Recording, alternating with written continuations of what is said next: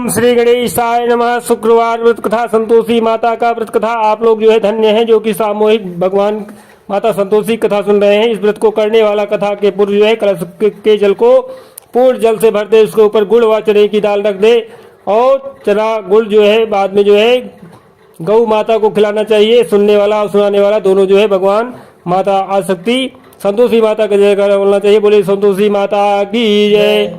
उसके बाद जो है सभी बच्चों को बुला लेना चाहिए। घर परिवार में अगर बच्चे हैं, बाहरी बच्चों को बुलाने की कोई आवश्यकता नहीं है, लेकिन अगर घर में बच्चे ना मिलें तो ब्राह्मण अथवा पास पड़ोस के लड़कों को बुला करके भोजन कराना चाहिए और 8 लड़कों को भोजन कराना चाहिए और किसी भी बच्चे को कोई खटाई वाला बस नहीं देना चाहिए। इस प्रकार से जो है माता भावनाओं की भूखी हैं।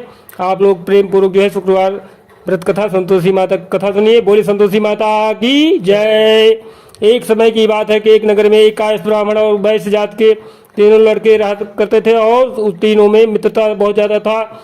उन तीनों का विवाह हो गया था। ब्राह्मण और कायस्थ के लड़कों को जो है गौना भी हो गया था, परंतु वैश्य के लड़के का गौना नहीं हुआ था। एक दिन जो है कायस्थ के लड़के ने कहा, हे मित्र, अपनी ससुराल वालों से मुलाकात करके अपनी स्त्री को घर लेकर आओ। स्त्री के बिना घर परिवार कैसा सुना लगता है, अर्थात अच्छा नहीं लगता है। एक बात को सुन लीजिए। इस बात को सुन करके वह वैश्य लड़का जो है उसको बात अच्छी लग गई। वह कहने लगा कि मैं अभी जाकर के मुलाकात करके उस अपनी पत्नी को लेकर आता हूँ। ब्राह्मण के लड़के ने कहा, अभी मत जाओ क्योंकि शुक्रास्त हो रहा है, जब उदय हो जाएगा तब लेकर के आना। परंतु वैश्य के लड़के की ऐसी जिद हो गई कि वह किसी प्रकार से नहीं माना और उसने अपने ससुराल में जा करके जिद ठान लिया और समझाने बुझाने पर भी नहीं माना और मजबूर होकर के जो है उसके ससुराल वालों ने उसे के साथ जो है अपनी पुत्री को विदा कर दिया। इस प्रकार से जो है इन दिनों शुक्र अस्त हो गया था जो उदय होने पर ले जाना, परंतु उसने एक भी बात नहीं सुनी और अपनी पत्नी को ले जाने का आग्रह कर रहा था। वह जब वह किसी प्रकार भी नहीं माना तो उन्होंने लाचार होकर के अपनी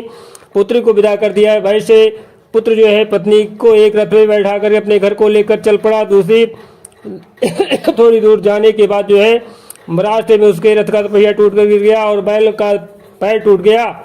उसकी पत्नी भी गिर पड़ी और घायल हो गई। जब आगे चले तो रास्ते में डाकू मिले। उसके पास जो धन वस्त्र और आभूषण था वह सब उन्होंने छीन लिया।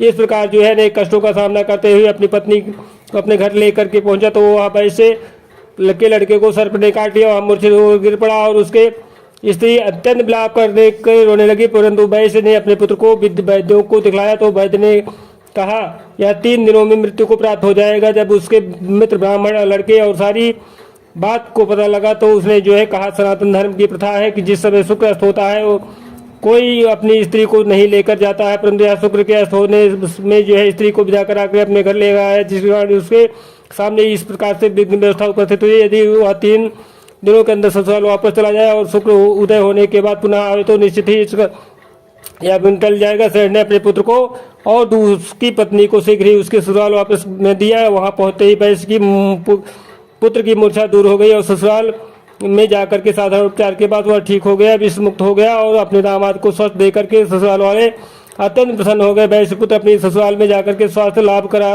करता रहा। जब शुक्र उदय हो गया तब हर्षपूर्वक प्रसन्नतापूर्वक उसकी ससुराल वालों ने उसको अपनी पुत्री के साथ विदा कर दिया। इसके पश्चात पति पत्नी दोनों घर में आकर के आनंद के साथ रहने लगे। इस व्रत के प्रभाव से जो है अनेक प्रकार की विघ्न बाधाएं दूर हो जाती हैं।